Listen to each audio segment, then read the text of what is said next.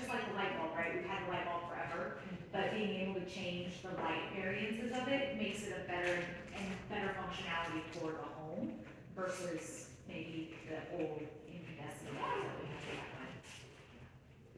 Why do we innovate?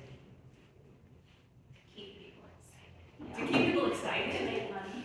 To make money? I also think it's when people discover a problem and they're frustrated with that, and it's like, well, I'm gonna solve this or something else. And, you know, we were pointing out that this is reading stories, and there's probably a lot of apps that do that too, but this doesn't involve screen time.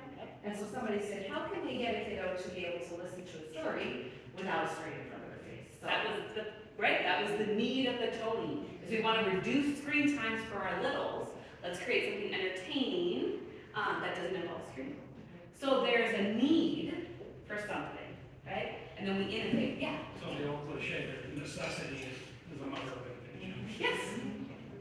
Farmers and ranchers was make use of what they had on the farm, ended up making items that